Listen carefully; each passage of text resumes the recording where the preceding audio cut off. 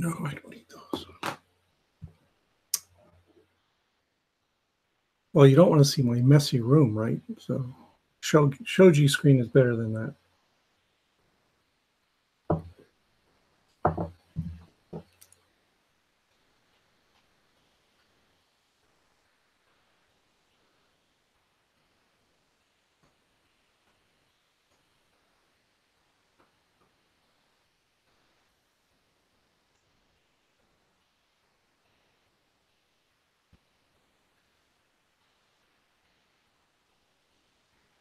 Well, it is 9 o'clock. That's when I promised to start, so I will start. So I see we've got a whole 14 viewers. Oh boy. What do you want to talk about?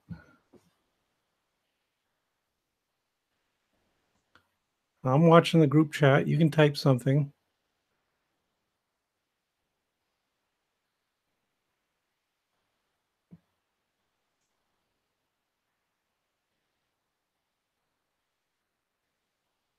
Oh, Morgan Freeman. Yeah, you is right. Yeah, there's oh, surviving climate change. Yeah, now you're making it more cheerful. I'm sorry, you can't survive climate change. That was quick.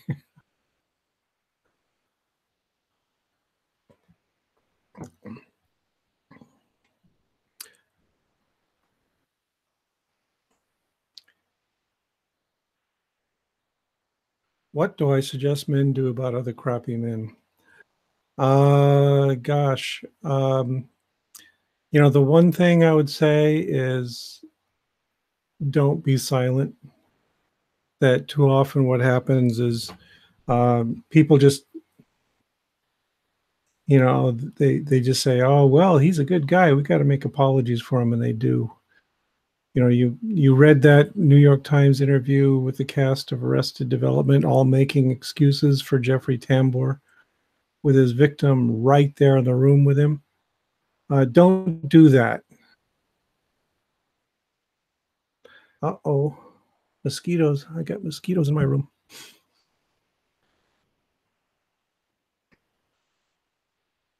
It's Minnesota, so yeah, we get mosquitoes. Do I think my senator should have resigned? Oh, man. There's two questions there. One is, did I want him to resign? And the answer there is no, because he was doing good work. The other question is, did his behavior compromise his ability to continue to do good work? And the answer is, yeah, it did. That, we have to draw the line somewhere. Like I was just saying in reply to what can we do about those terrible men is you just can't sit back and do nothing anymore. You've got to stand up and speak out. Well, hello there, Blake. How are you?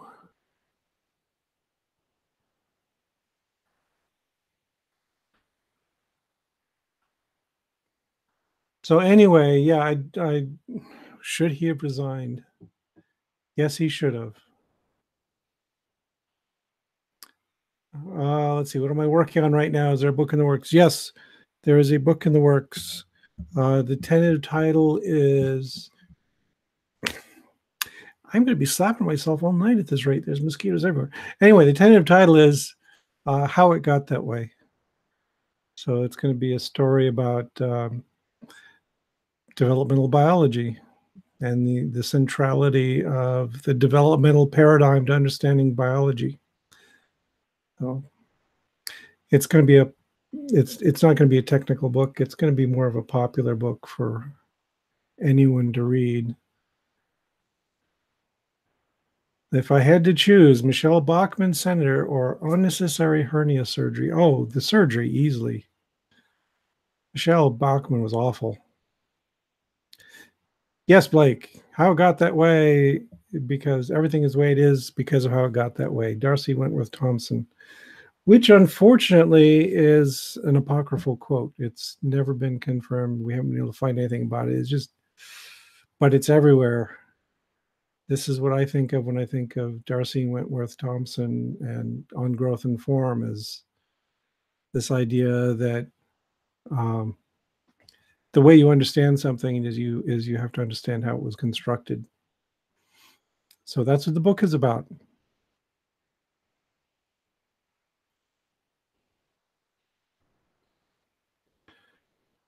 Okay, but otherwise we're done with Michelle Bachmann. No, we don't want to elect her again, even though the district she was from is kind of nuts. Do I have screens on your windows, or are the mosquitoes getting in some other way? We have screens on the window and everything is tightly sealed up. But my wife was in and out this evening because we're trying to get new grass growing in our lawn. Yeah, I know, lawns.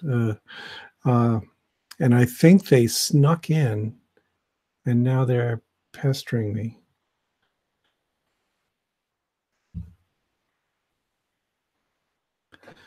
Oh yeah, Cryptike, the thing about right-wing attacks on free speech. It is true. The left isn't trying to destroy free speech. They're just talking about taking responsibility for your speech. And it's the right that you know how they go so silent when, for instance, the recent NFL ruling. You would think if they were really dedicated to free speech, that there would be howls of outrage right now from the right. Uh, but no, they don't mind as long as what's being silenced is speech they don't like. Is there still a skeptic community? Hearts have been killed by misogyny. Oh, you know, it's like atheism. Skepticism and atheism aren't going away. People are they're going to think that way, and it's a good thing that we should continue to be skeptical and atheistical and all those sorts of things. But as a movement, I think it's kind of shot its wad, to use a gross expression. Anyway, I've been watching it for years, and it's become bred more elective. Uh, it's not just the misogyny; it's also the fact that skepticism um, refuses to widen their brief to actually discuss other subjects. That racism ought to be a hot topic in the skeptic movement. It's not. And yes, Cryptike is right. The old communities are going to fall apart. It's happening right now. 10 years ago, there was a nice body of people that, I knew them all. It was great. Um, a lot of those people have abandoned the movement. So look, for instance, at people like Rebecca Watson. Rebecca was smack in the middle of everything. She was central to the skeptic community for a long time. And no, she's out of it, and I can't blame her. Um, if you're a woman, you're not going to be in the skeptic community. Well, of course, there are women in the skeptic community, but you're going to have a tough row to hoe if you're in that. Oh, I am asked, what is my opinion of evolutionary psychology as a field? And oh man, you haven't read my blog. I shouldn't talk to you. No, it's okay. Um, EvoPsych is crap. It's built on a false foundation. It's all pan adaptationist stuff. It's too often dedicated to really bizarre things. If you read the evolutionary psychology literature, you will be astounded at how many studies there are on female menstruation, or what kinds of faces do females like. And it really feels like junior high school stuff, trying to figure out what the girls really like. And it's no, not interested. Have I accepted the superiority of intelligent design over evolution yet? No. Go away. That's bullshit. I'm sorry. No. Intelligent design is dead. Intelligent design was always just a merkin over ordinary old creationism. So no, it's useless. Am I retired from debating religious retards, or is it worth it anymore? First of all, let's not use the word retards, okay? It's just not cool. And I also don't think, a lot of religious people are smart people, and so it's not that they're universally stupid. But what I've retired from, although I could still be induced to come back and join in on it, is I don't really like debate. Too often what debate is, it's a game, and some people are really good at the game while not knowing a thing about the science they're talking about. So I refuse to play the game.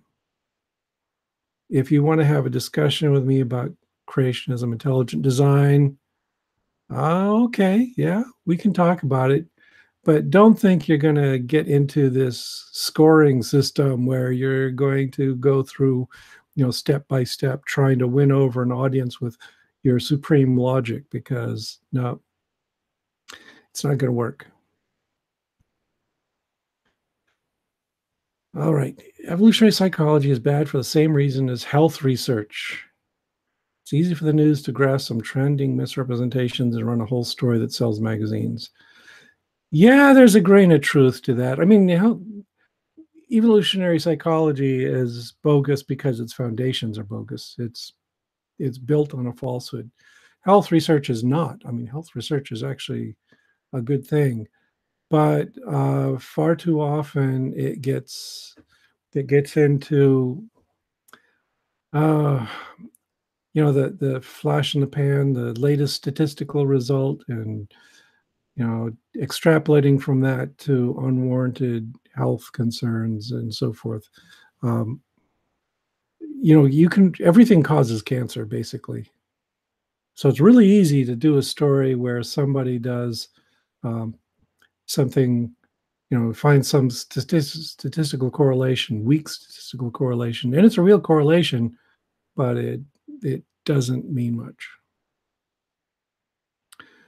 Do you agree with Chris that the problem with EvoPsych is located more in the coverage or more in the science? It's in the science. It's bad science. The coverage just makes it worse. When one of the biggest names in evolutionary psychology is Gad Saad, who is just this marketing dweeb who knows nothing about biology, it's crap. On the other hand, Robert Sapolsky, I'm asked about Robert Sapolsky. I love Robert Sapolsky's stuff. He does really good stuff. And I'm envious of his skill as a writer. He's a really good writer. Wish I could write like that. But yeah, he's solidly grounded in reality. He does good science. I'm all for it. Okay. Coffee causes cancer. Sure it does. Coffee is an alkaloid. It's a plant poison. So of course it causes cancer. Everything causes cancer. But so what? The question is, are you healthy? Do you have, the normal homeostatic mechanisms that can compensate for the problems of, all food does something bad to you as well as doing something good? Does the good outweigh the bad? It's a balance sort of thing. Okay, another guy who has not read my blog. What's your take on the plausibility of the octopus genome originating extraterrestrially? Oh man, no,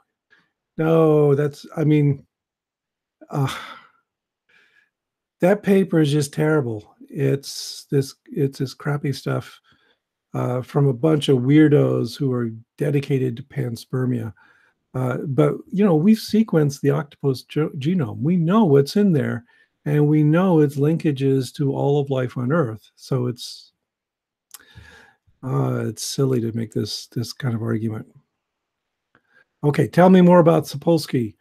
Sapolsky is basically he's an endocrinologist, but he does a lot of work in the wild, in nature with the effects of endocrinology. So, for example, one of his most famous studies were done with baboons in Africa, looking at the effects of behavior and on hormones and the effect of hormones on behavior. So, yeah, all of his stuff is great to read. He's got some good short essays too. It's easy to get started with Sapolsky. I really recommend him highly. We actually tried to get him to come out and do a guest professorship here at Morris for a semester, and we just couldn't do it. But yeah, it would have been lovely to have him here. Okay, trolls in the chat. Well, of course there are. I'm PZ Myers. I am plagued with trolls everywhere, so okay. Blake, the octopus genome is obviously extraterrestrial because the octopus is not a terrestrial organism, but an aquatic one. Pedant. Okay, yeah, you're right.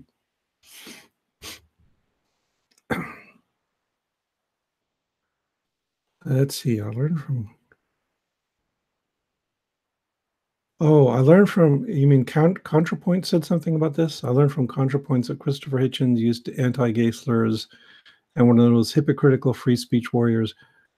Yeah, Hitchens was a complex person, and he was absolutely brilliant in some things, and he was kind of crude and stupid in other things.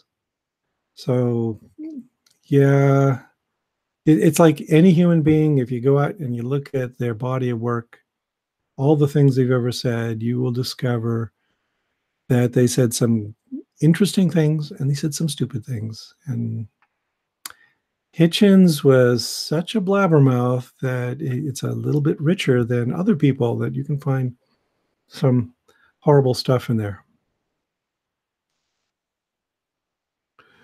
Your paper screen is fooling no one about that giant mess back there. Oh, I thought, yeah, you can sort of see it off. There's some stuff. But I still have papers piled up from the last semester, and they're all kind of stuffed in over here. I got some piles of books I'm reading. Yeah, so guilty as charged. Also, back behind me is where the cat tends to hang out, so I'm hoping to discourage her from causing trouble. You never know. She might suddenly leap up here and claw at me. Hitchens was an ardent supporter of the Iraqi invasion. So what? Yes, he was very bellicose. So that was one of his things. I pointed that out once and I gave quotes, and there were so many people who were insistent that no, he wasn't a warlike person. They just could not reconcile their image of him as this this clever, well-spoken intellectual with his let's bomb the countries until everyone's dead and that'll solve the terrorism problem. That's what he would do. Yeah, and Israel, that's another problem. If we weren't so knee-jerk supportive of Israel, I think Israel has a right to exist, but we just give them carte blanche, and then they've run with it and turned into a bunch of terrorists. So if only we had a government that was willing to put some check on them.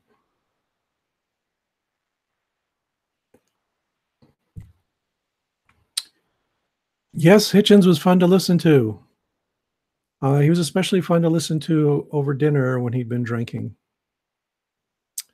Yeah. He would just start unwinding, and oh man. That stuff didn't get recorded though, fortunately. or maybe fortunately. I don't know. Anyway.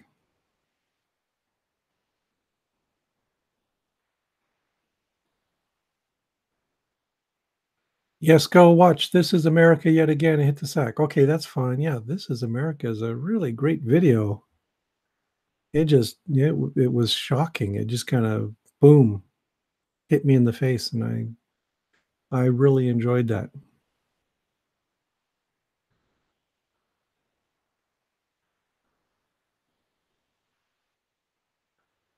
Oh yeah, Jerry Coyne came to the opposite conclusion as you about Steven Pinker. Uh, it was a weird process to watch. That, you know, I came to Jerry Coyne by reading his big speciation book, which is a very impressive book. It's a really good book. Lots of detail there, and I was impressed with his rigor and the logic that he applied. And then a weird thing happened. Uh, he felt obligated to defend evolutionary psychology, and he came out with an article where he listed a bunch of really good Evo Psych papers that you should read, and I read them, and they were all embarrassingly bad. Not a bit of work in there. And then, yeah, Steven Pinker. There is a little clique that, for a while I was in that clique. Richard Dawkins, Steven Pinker, Michael Shermer, uh, Hitchens, all Dan Dennett, all these people, and we had a little email list, and we were chatting back and forth. Somehow I managed to get evicted from the list. I'm not complaining, but anyway, it happened. And now what I see is they're all kind of busy defending each other, and it's actually kind of embarrassing that they complain about identity politics. And when I look at the bigwigs of the atheist movement, I see such raging tribalism. That's all they're about, is that kind of tribal approach to everything. So, yeah.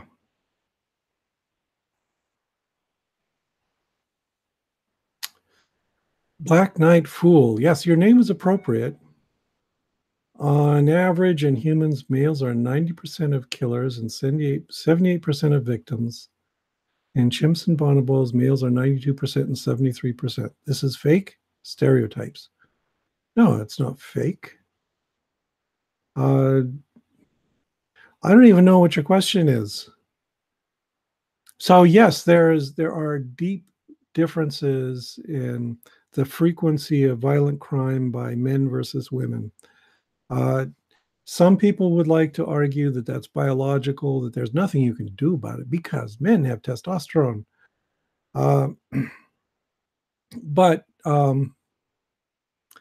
no, a lot of that is socialization, that we sit there and we tell each other, well, boys will be boys. This is how boys are. We reinforce irresponsible behavior in boys and young men. And we just encourage this. So again, it's a sociological thing, and I don't know why people don't appreciate that fact. And he says, I'm not saying there's nothing you can do about it. That is correct. You can do things about it because most of us are not violent killers. Most men do not go out and beat women or murder people. So to pretend that the violent ones are representative of how human beings are supposed to be, that's bogus. Nope. That's just not the way things are going to work.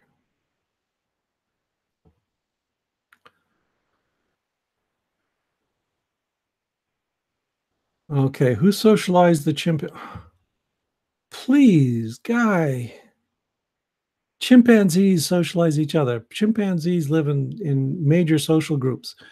I mentioned Sapolsky earlier in his studies on baboons, and it was really enlightening because one of the things he discovered is that that much of the violent responses that baboons were going through were caused by human intervention, that he was studying a population of baboons, for instance, that were foraging off of human garbage dumps. And that changed the environment and it changed their behavior.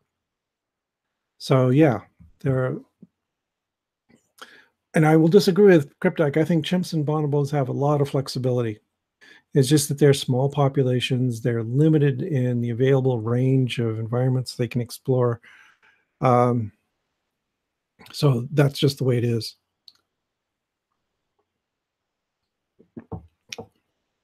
Are there any texts you'd recommend on evolution? Specifically by Stephen Jay? Yeah, of course. Just read everything by Stephen Jay Gould, except his big one. Oh, man. Structure of Evolutionary Theory. It's so his last book was Structure of Evolutionary Theory, and it's huge. It's immense. And one of the problems with it is that, you know, he knew he was dying as he wrote it, and he absolutely refused to have it edited. The words that were coming out of his brain splatted onto the paper, and that's the way it had to be published. And if there's any book that could be easily cut in half with judicious editing and made much, much better, that's the book. It's really disappointing that that happened. Well, it's really disappointing that he had to die. I like to think that if he'd had, 10 more years of life, that book would have gone through substantial revisions and it would have been far more influential.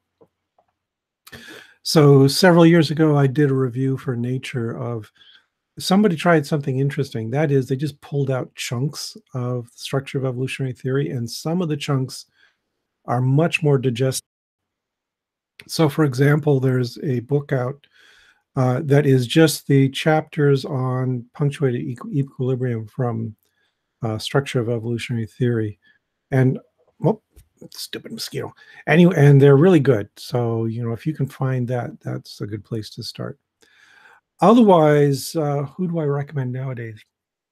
Oh, Sean Carroll. Yeah, you should read Sean Carroll. Not the physicist Sean Carroll, the evolutionary biologist Sean Carroll.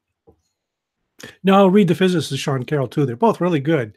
There's something about being named Sean Carroll that is just magical, I think. I should change my name. Maybe that would help. Anyway, Sean Carroll's got a number of books. They're aimed at a general audience. They're good introductions to the subject. For example, we use The Making of the Fittest in our introductory biology course because it gives excellent examples of how we know that natural selection works, how we know that things evolved. It explains the basics of cladistic terminology. It explains trees and how that works. And it gives really concrete examples. I think all the students who come out of Morris know about the ice fish in great detail. So, yeah, I recommend that one. Neil Schubin's books are good, but he's only got a couple of them. Maybe he'll write some more. That would be neat. Who else do I recommend? I'm looking over. Just a minute. Let me see if I got it right here.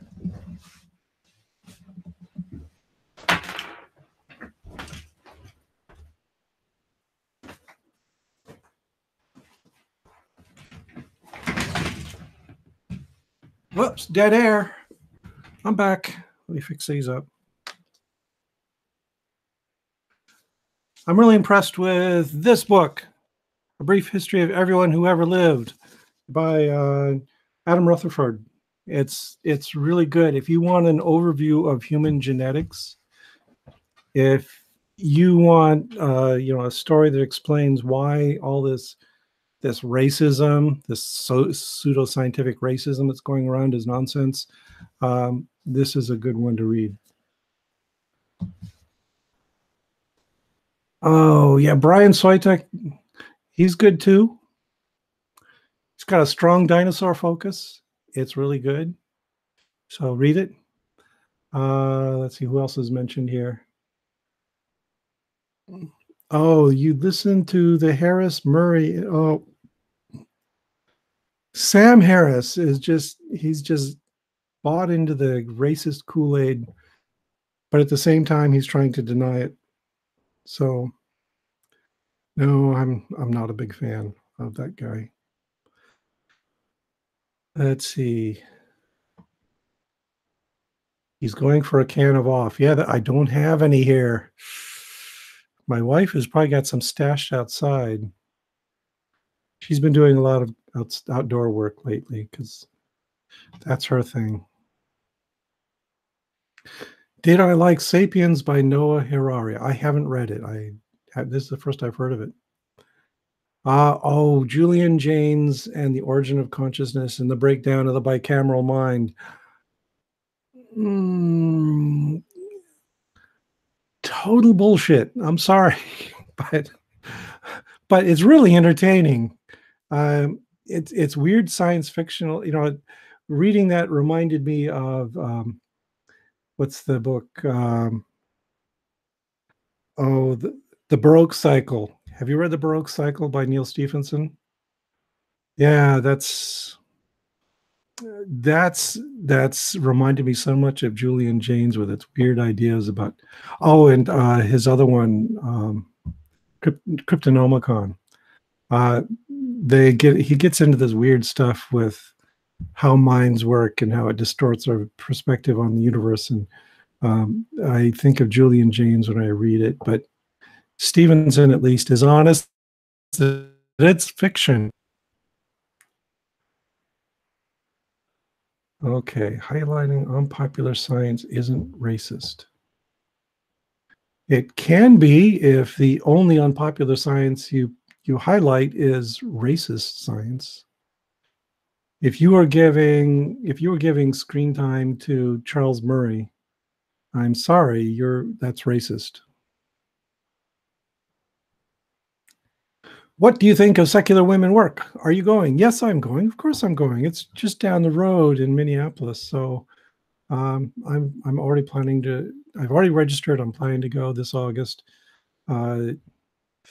It's one of those things where you get a different perspective. And from what I'm seeing, what I'm hearing from, echoes from the side there, that they're going to be doing some good stuff. I'm looking forward to it.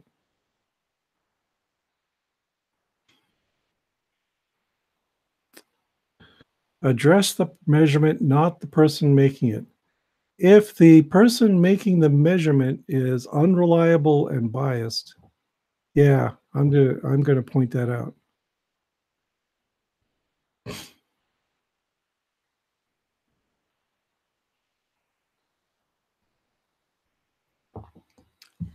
How dare you hail our new mosquito overlords?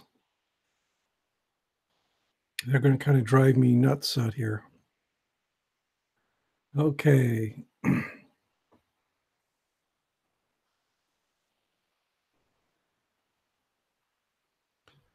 Oh, man. Yeah, the trolls are here. I agree he may have racial tendencies, but it's not good enough reason for me to write off the data. The data is crap. It's just, Murray doesn't have data. He has biases that he reinforces with phony numbers. What is this fancy red-orange beverage? This is a strawberry margarita, of course.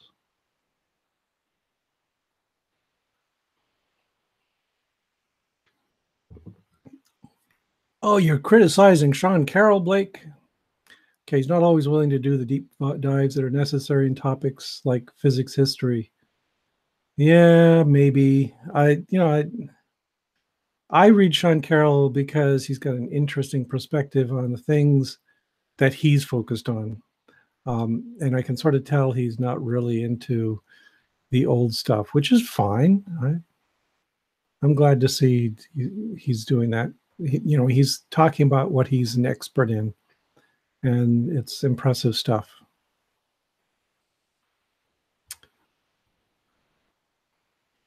No salt is blasphemy. Yeah, I know, but hey, I'm just throwing it together here.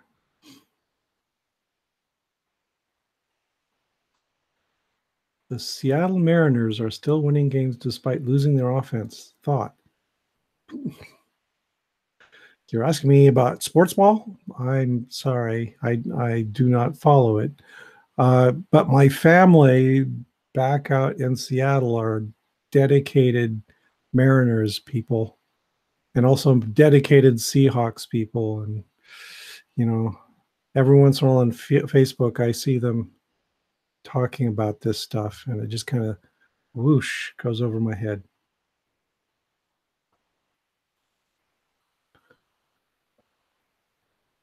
Okay, I personally think Peter was right in the better angels of our nature and went too far in enlightenment now. Uh, yeah, Pinker drives me nuts because he's always setting up these horrible straw men of the leftists. That we're all blank slaters and crap like that. Oh, I got him. Okay, there's one down. They're all blank slaters and they don't believe that biology contributes, and it's just total nonsense. That if you talk to somebody like me who has a reputation as being a crazy, loony, far left sort of person, no, yeah, I'll tell you that biology contributes. Of course it does, but education and socialization are also important. You need the big picture to see what's happening.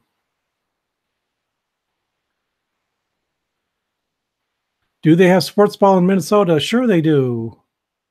Minnesota Vikings with their bird killing stadium. They're out there. Minnesota Twins.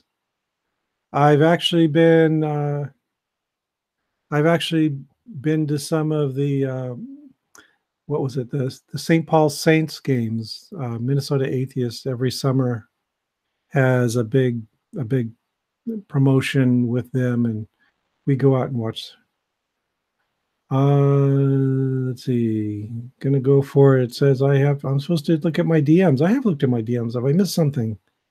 I get a lot of these things. I will browse through them and see if I got something from you. I'll check.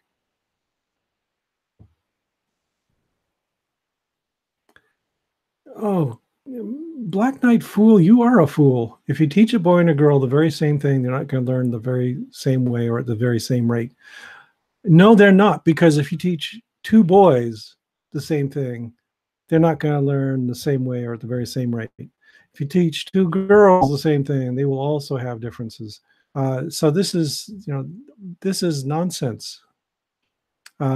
People are very different from each other.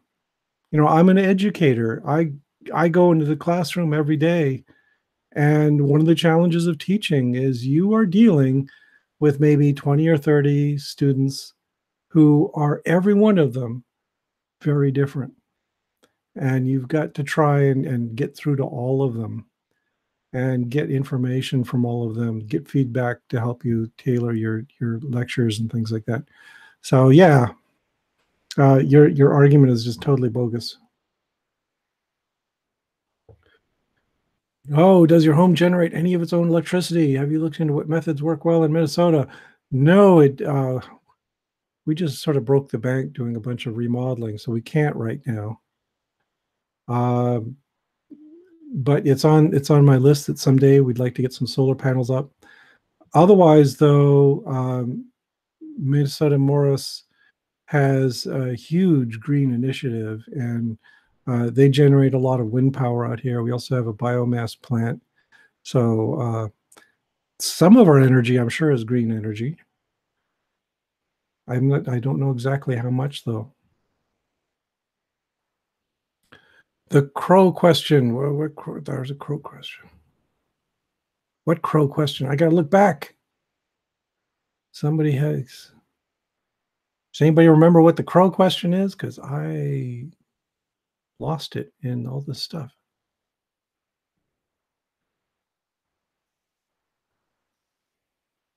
Any thoughts on writing another book? Yes, at the beginning of this, I mentioned that I'm working on a book this is my sabbatical year, and I'm going to be working on a book on developmental biology.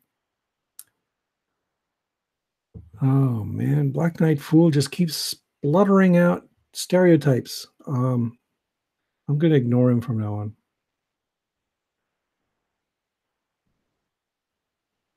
Paulin's new book. I have not read it, so sorry, I don't have an opinion yet. Why look into green energy if we're all doomed?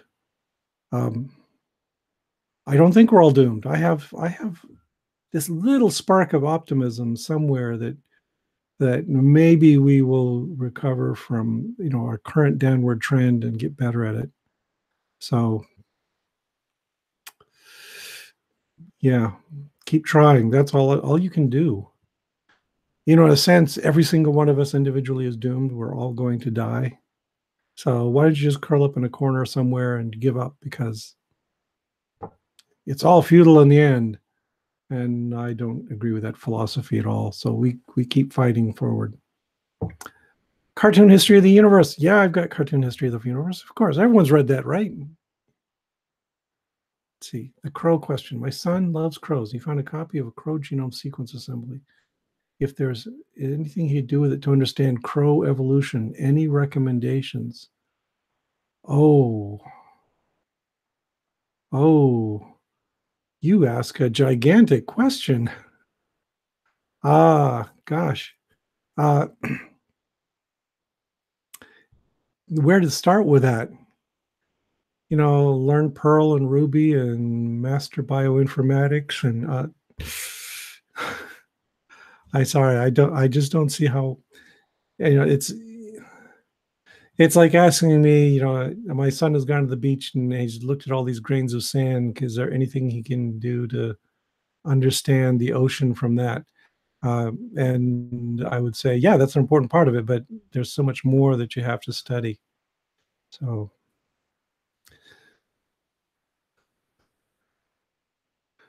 yes. Okay, I see Fool is distracting everyone in the chat. Okay.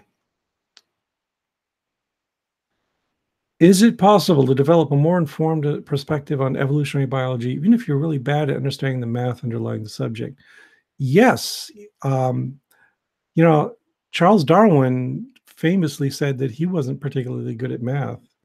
And when you look at his work, he really avoids math and statistical sorts of approaches, which is natural since statistics hadn't been developed yet.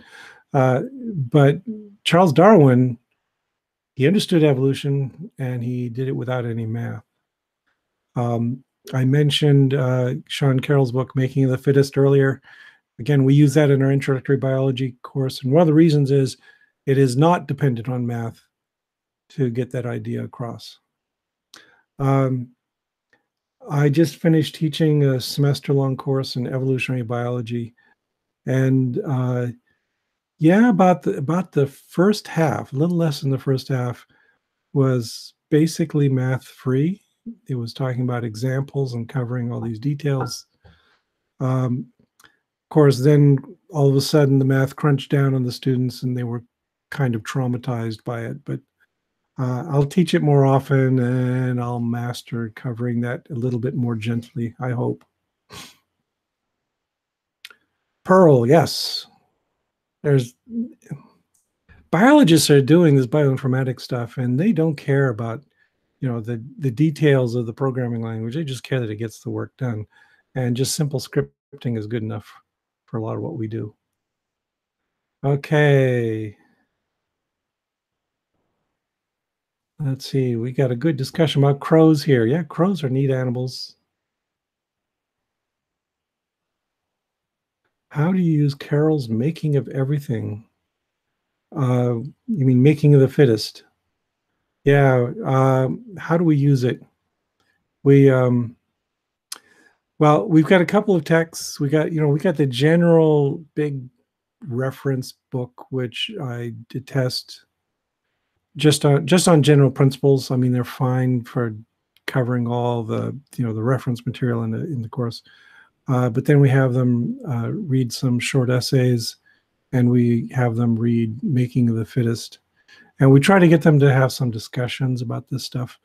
But they're first-year students, which is sometimes a little tricky, especially when you're this big, brash college professor and you charge in and you start telling about all these wonderful, exciting, intimidating things. And Too often, many students just sort of dry up, and it takes real work to draw them out.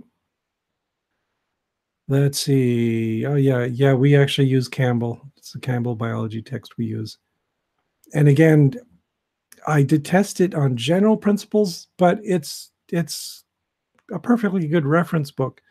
What I detest is the fact that so often we teach these biology courses with books that are basically reference books, that are dry and painful to read, that you have to force yourself through. And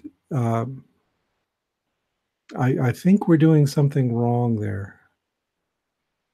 I like Carol's book because that's something that the students can engage with.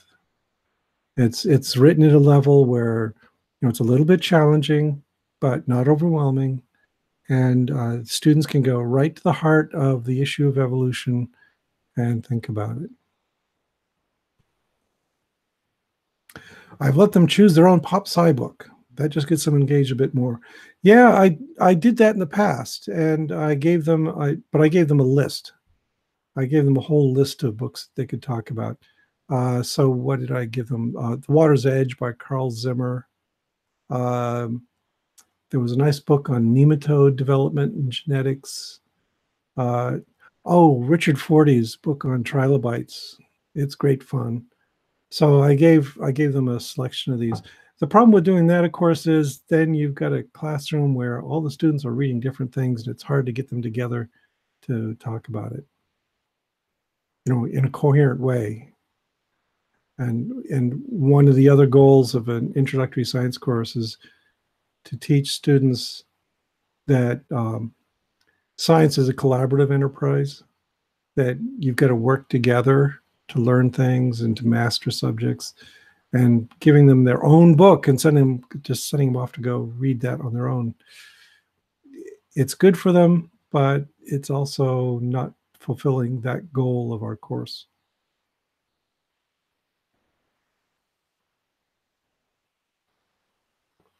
Okay, people are going to look up corvids. Yes, corvids are wonderful animals. When we die, 6 feet under or on the forest floor. Personally, I would like to be thrown overboard into the ocean and rot on my way down. It's not going to happen, though. The thing is that once you die, you don't have a say anymore, and it's more a matter of what does your family want. And so I'm not going to tell my family how to cope with my death. That's something they can do.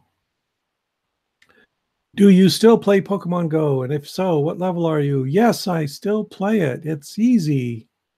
It's one of these things where I'm currently on an exercise program. 3 days a week, I go to the gym. The other days of the week, I go for a walk, a nice long walk across town. And so, yeah, I'll just fire up the old Pokemon Go as I go for my walk.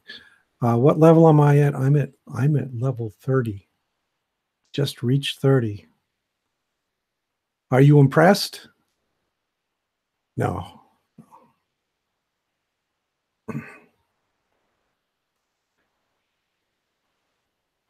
You were a sales guy at a cemetery. Worst grave salesman ever. Yeah. A lot of American funeral practices are kind of revolting. And it's all driven by capitalism. Why are we burying people in a big concrete tub and sealing them up and pumping them full of all kinds of, preservatives and so forth? Once you're dead, you're supposed to rot.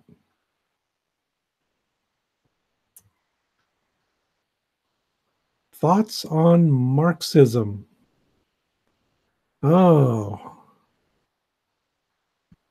that's a tough one because, I grew up in the United States, an arch capitalist country, and so I haven't been educated thoroughly in the ways of Marxism, but I do have a bias against it. I don't think it works very well. On the other hand, going through going through modern American politics, I have learned to despise capitalism as well. I really think that the answer has got to be something different. And, Scandinavian socialism, sure, that sounds, that's an empirically determined solution to the problem of setting up an equitable society. And it's not perfect, but that's kind of how I feel about it. We should be paying attention to the lessons of the economy and politics and working our way towards improving our understanding of how those economies work. And I don't think we can achieve that by holding a prior commitment to either capitalism or Marxism. Okay, Hawaii's power, interesting stuff with the volcano. I'd have expected more geothermal. Yeah, Hawaii is a weird place, but you would think, a good place to look into this stuff is look at Iceland. They've also got a lot of geothermal power, and I think they've been making some pretty good progress on tapping into it. And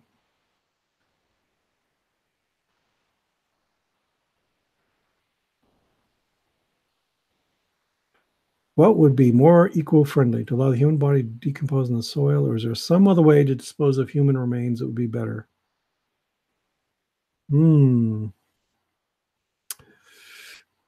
Well, yeah. A way that would be, I mentioned that my personal preference would be to be dumped in the ocean. There's lots of things that could feed on me there. But no, what's wrong with rotting in the soil? That's the way most things end up, is in the soil. So I'm all for that.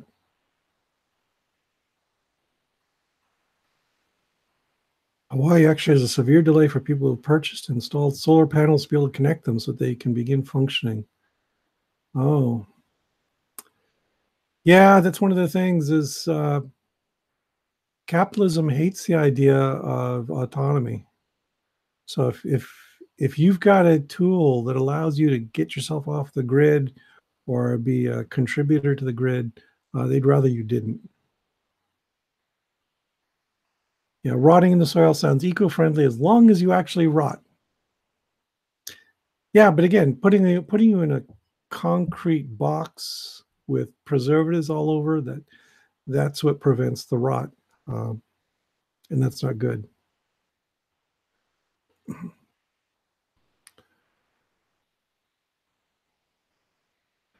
Dumping a body in the ocean would probably be illegal. Yeah, I agree. It probably is. Yeah, that's another reason I'm not telling my family that when I die, go take a ferry to Puget Sound with me on board and dump me on the side. That would just be not good.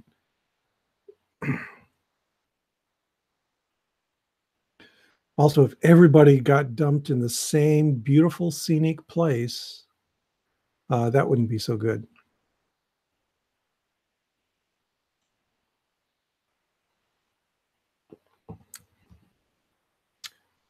Oh, science class was always one of my least favorite classes growing up. I've always been more into the humanities. So are there any science books you'd recommend to someone like me?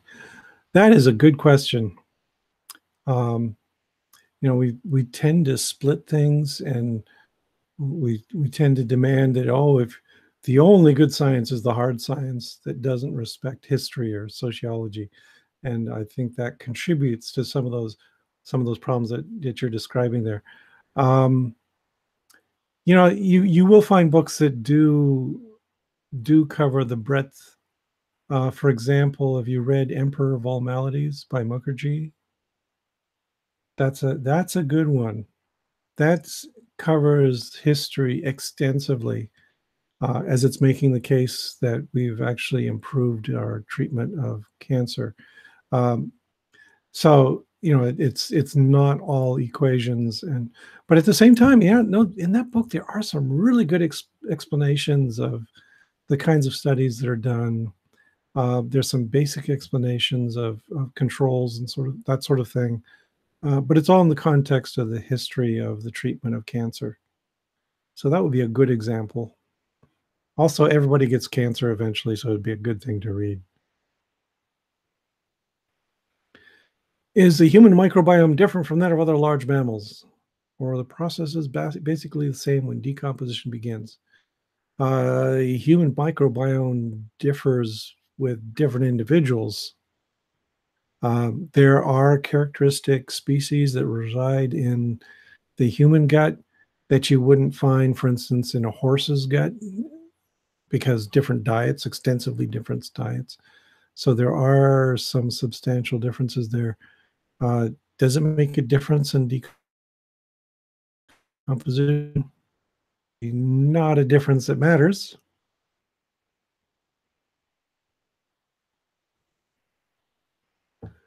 Everybody gets cancer. The inspirational new book from me. Oh yeah, yeah. I've taught cancer biology. I got training in cancer biology at Salt Lake. Uh, it's really depressing stuff. How long an atheist? That's another. Where's the boundary? Okay. For a long time, I said, that I became an atheist in my teens. That I decided then that I openly disbelieved in God. However, then I meet people who are devoutly religious, and I hear their stories, and I realize I was never religious in my entire life, not once. I grew up in a family that was fairly secular. Um, we went to, we kids went to church. I went to Sunday school until I was probably 12 or 13 years old. But it really was entirely a social event. So, you know, it just sort of sunk in eventually that I was going through the form. I was pretending, but no, I didn't believe. I never even felt any compulsion to pray. Uh, I didn't pray for good Christmas gifts. I didn't pray that when I was sick that I would get better. It just did not operate in my head. That was not something I would ever do.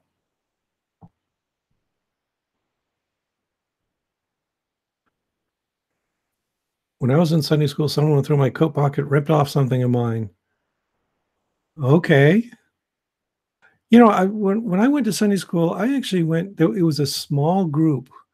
There were maybe 6 or 7 of us, and we were all good friends, and we all liked each other. We all went through this thing. It genuinely was a social experience. I felt like I was getting a better community of friends in Sunday school than I was in elementary and junior high school. That these were people I actually greatly liked. My Sunday school teacher was just this wonderful woman who was, even now I feel like she was such a sweetheart because she was so tolerant of everybody and she was so helpful. Uh, I came out of that with a very good impression of religious people. Um, but it was purely an intellectual, rational decision that I could not believe in God. And in some ways, I kind of regretted it that, I just left the church. I left these people behind and, I still saw them every once in a while at school, but I just could not, in good conscience, continue. I dropped out in the middle of my confirmation classes because I just could not believe this stuff. And the whole point of confirmation was to confirm me in those beliefs. And I felt so dishonest going through it, so I left. In some ways, that makes me kind of sad. They were good people, all of them.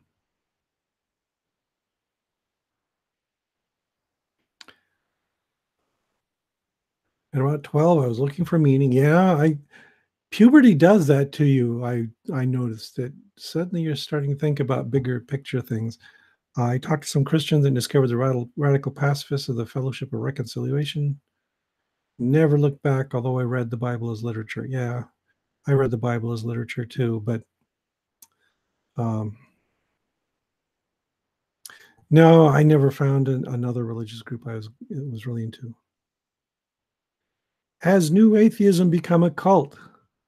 For some people. Um, if you go on Facebook and you find somebody whose profile picture is a big, bold picture of Christopher Hitchens, yeah, you've probably found a culty.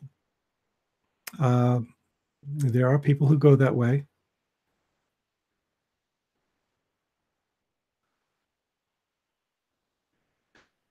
Yeah, yeah, okay, you drifted apart after I stopped believing in God. Yeah, I was the same way. Um, I never lost respect for those guys though, and I felt like they were good people. But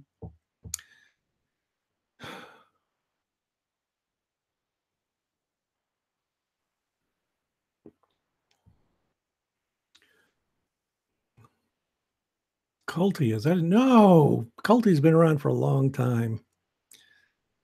That's what we called Jehovah's Witnesses when I was a kid. Scientologists. It's full of culties. Yeah. Okay, so I'm gonna wrap this up in 15 minutes, just because I hate videos that go on and on for hours. So if you got more questions, fire them off. Oh man, I'm about to tell the fool to go away. Yeah, fool, go away. We don't need you here.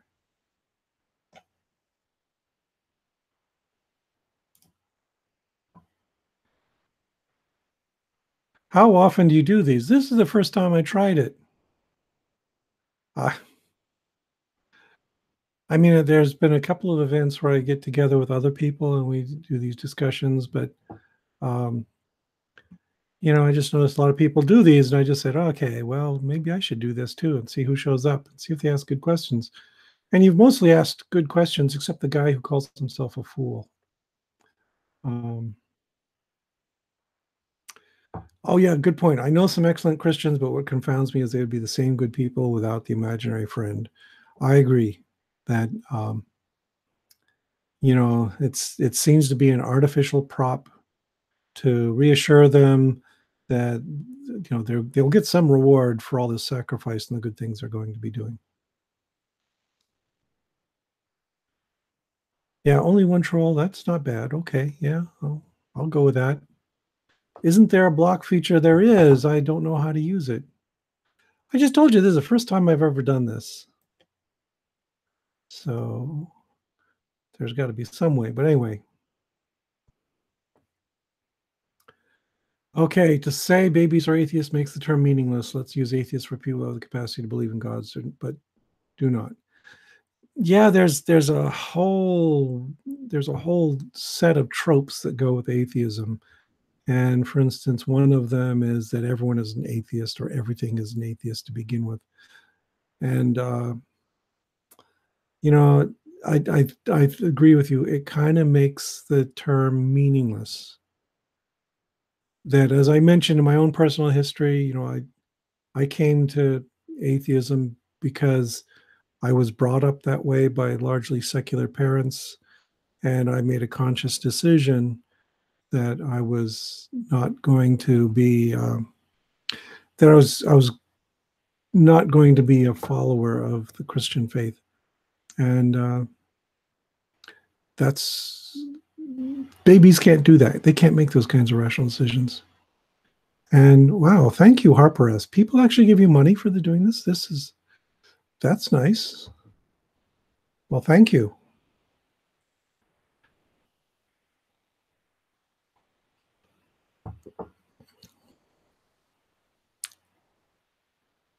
Hover over the person's quote, click on the, oh, that's where it is. Okay. Oh, I see. Okay. Yeah, we can do that. You can quit your job now. Yeah, that was so, yeah, right. No, my job is kind of necessary to keep myself alive. I get good health care. So, that's the main thing we care about. Um, yeah,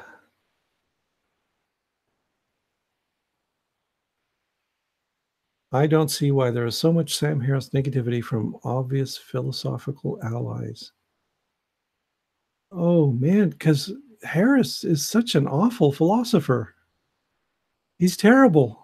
Um, I know philosophers. I talk to philosophers all the time, and none of them are as stupid as Sam Harris is about philosophy. So, um, yeah, that bugs me that people think he's a credible source for philosophy. For a lot of people, new atheism is a phase. At least it was for me, since I grew up in religion. Yeah, that back around 2005, we got this surge of very dedicated, outspoken atheists. I'll say I was one of them, although I had been an atheist for a long, long time. Uh, and that led to some unpleasantness. The Amazing Atheist on YouTube, for example. Uh, that's going in the wrong direction.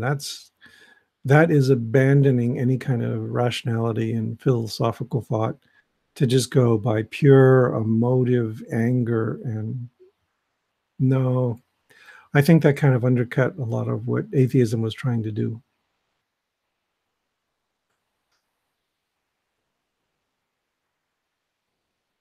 He can't be as bad as Aaron Ra. Uh, I don't know. I don't quite get that point. Aaron Ra is he's not a philosopher. I spent some time talking with him. Yeah, he's not a philosopher. He's focused on the stuff he does well, and again, I think that's a good thing when people recognize their limitations and say, okay, I'm really good at things like understanding phylogenetics and explaining evolutionary theory and all that kind of stuff without getting into the philosophical side of it. And I think Aaron Ra is really good at that. I enjoy his videos. I definitely think they've got a good place in the discourse. They're far better than some of the stuff that's out there. So, yeah, I'll stick with Aaron Ra. I didn't even know there was a large atheist community until I discovered the atheist experience on early YouTube. Yeah, yeah, that's again in 2005 when we started going with this stuff. Uh, you met so many people at conferences where this was the first time they'd ever gotten together with a group of fellow atheists. And I felt like, oh, all of a sudden I can let my guard down. I can say what I really think. I can talk about issues that matter to me without worrying about offending people. And I think that was a good thing. But then, as you say, the new atheism thing caught me off guard and pushed me away. Way too much anger. Oh man, I have mixed feelings there because I think a lot of the anger is warranted. That when we look at the United States today, there's some there are horrendous things. I mean, look at the Trump administration. Look at Scott Pruitt and his evangelical approach to the environment. There are things we should be marching in the streets about. So the anger doesn't bother me. What bothers me is when that anger is misdirected. That there are lots of good people who, for instance, also want to support environmentalism and are Christian, if you're getting mad at them and blaming them for the problem, you're shooting yourself in the foot. So yeah, it's tough to draw that line, and I will confess I'm often on the angry side of things. That what I see is something that's a really annoying set of behaviors that have corrupted the discourse in this country, and I think we need to get upset about it. Okay, let's see what else we got here. Oh, you guys are never going to let me go.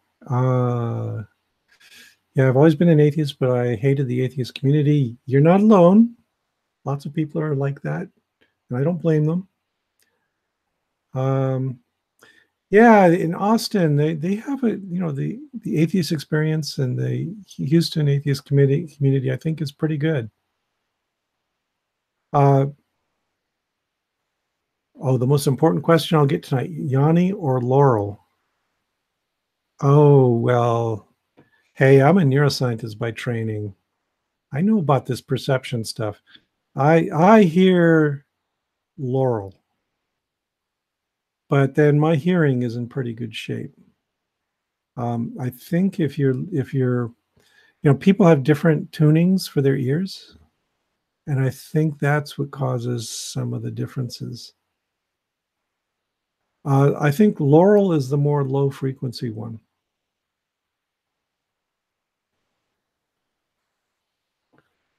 Yeah, old people hear low frequencies. We start, as we get older, we start losing the high frequencies first.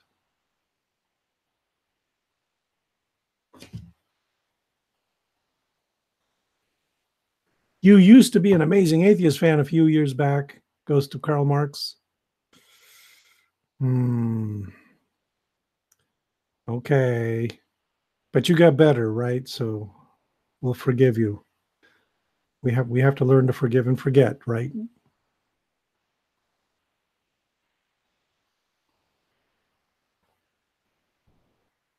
Oh, the anger of new atheism towards women, minorities, and feminists, etc., that turned me away. Yes, it turned me away too. I identified as a new atheist for a long time, but what I kept seeing is like for instance, Hitchens making all those comments in total seriousness that women don't have a sense of humor. And a lot of the knee-jerk new atheist types defended him on that. That bugged me greatly because we're not supposed to have infallible authorities anywhere. And Hitchens was just plain flat out wrong with that.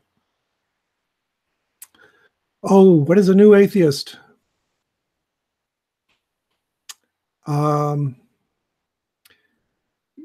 It's a buzzword.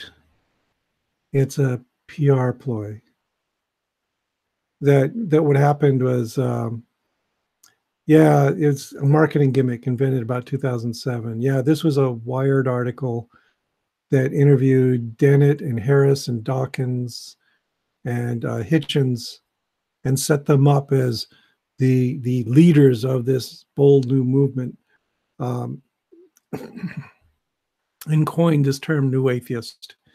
And it basically just meant the atheists who were kind of out and loud and proud and aggressive. It was pretty vague. Nowadays, when I look back on that, it's kind of like the intellectual dark web today. Somebody came up with a gimmick, and it's just poor thinking all around. It's the same with the Four Horsemen. The Four Horsemen was a terrible message to send. Atheism plus, don't go there. I think atheism plus was a good thing, actually. It kind of got lost in paranoia because it was immediately besieged by all the regressive atheists out there. But I think it was the right thing to, it's what's happening with a lot of people I'm seeing here in the comments. they're disaffected from the way atheism is going, and they're saying we need to have our own path, and we're not going to be, you know, bound by the biases of the old guard who have proven themselves to be unworthy. Uh, Atheism Plus just made it explicit, gave themselves a label, and boom, everybody jumped on them.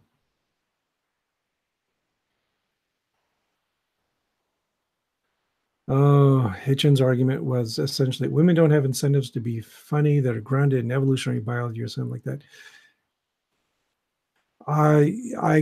He may have said something like that, but being an atheist does not make you an authority on evolutionary biology. Hitchens was not a biologist. He had no training in biology. He knew nothing about evolution other than what he read in Dawkins' books, which are fine, but you know, it gives you a very narrow, very limited sort of thing. A+ was too much too fast. Yeah, I kind of agree. It took off like a bolt, and immediately it raised hackles among the regressive elements, and they just charged in and started ripping into it. Yeah, as soon as skeptic groups started having sacred cows, everything started falling apart. I agree. This is another big problem. That's why I mentioned the Four Horsemen before as just this terrible idea. And that's the reason it was a terrible idea, is because it created an elite group who were going to do the thinking for us. Maybe they weren't saying that consciously, but that's what happened. You know, I at the time the Four Horsemen was big, I got invited to be Humanist of the Year with American Humanists, and I had to give a speech there. And the speech I gave basically said that we can't have just 4 horsemen, we need 10,000 horsemen. And a whole bunch of people that jumped on that and have ever since said, oh, Myers, he just wanted to be one of the 4 horsemen and he wasn't. Now he's all bitter. When I said exactly the opposite there, but oh well. Did you read about the attempt to clone mammoths and restore the old ecosystem in order to mitigate global warming? Oh yeah, the rewilding idea is not going to happen. It can't happen. I also think it would be a bad idea if they tried it, because you can't just have this isolated ecosystem in the middle of the North American continent that's got a 10,000-year-old set of flora and fauna. It's going to fall apart at the edges. And also, you know, we don't understand why things changed. I mean, for instance, look at the passenger pigeon. Why did the passenger pigeon go extinct? It was because, you know, I'm going to be vague here. It was because we made all these little changes in the ecosystem, and they all added up in ways that were incompatible with the existence of the passenger pigeon. And we can't dissect out all those components. We don't know what they all were. So sure, yeah, what if we just let loose clone passenger pigeons? What would happen to them? Probably the same thing that happened to the original passenger pigeons, maybe even faster. Do you think part of the reason the new atheist movement fizzled down is because secular thought is already very much on the rise in America? Well, sort of. I mean, we're seeing a backlash now. I mean, that's what got Trump elected. I think it's because intrinsic to atheism is independence of thought. That there's it's more of a free thought thing than here is a particular dogma you will follow. So what's happening is, as people are waking up and realizing that religion is kind of bogus and dangerous and doing horrible things to the country, they are not then jumping up and saying, well, I've got to find a new community to join. oh, I got to go find a new one. No, they're doing exactly the opposite and saying, "What? We want nothing to do with this."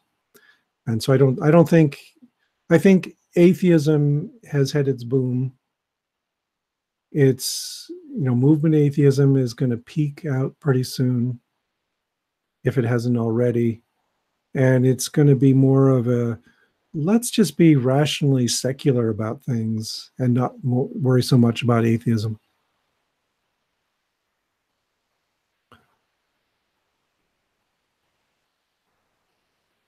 Okay, let's see. Oh, I'm running over.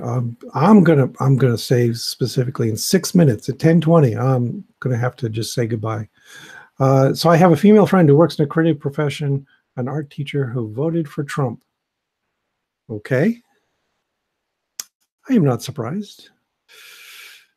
That there's a whole bunch of deep-seated resentments that are fueling the rise of Trump, and I can see where, yeah, you could be an artist, you could be a musician, you could be a scientist, and you could still find a reason in your personal private life to think this asshole is the right thing for the country. Yes, you should dig being rationally secular. I agree. That's a good thing.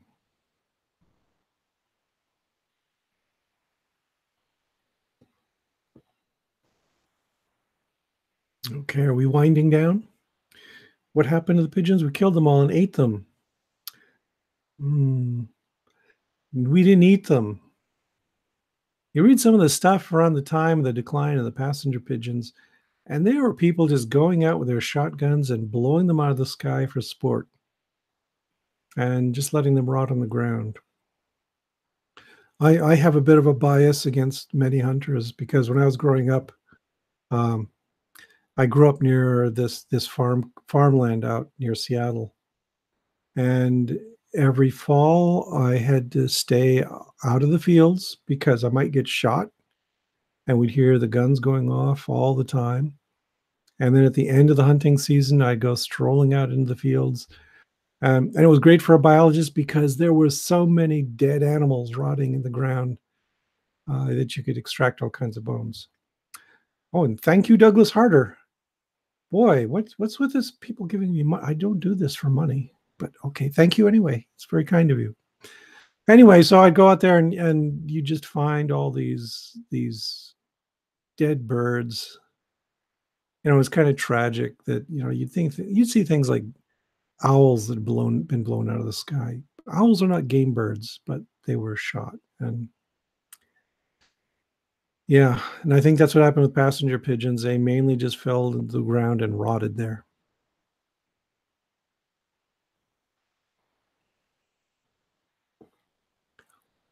Oh, Sanders supporter. I supported Sanders in the primary. My wife even campaigned for Sanders in the primary. But when I had to vote for Clinton when the actual election came around because I was just being practical. Yeah. Yeah, I keep hoping for somebody better. Of course, now what it means is I voted for Tim Kaine, which pisses me off mightily since he just voted for opening the door for banks to rip us off some more.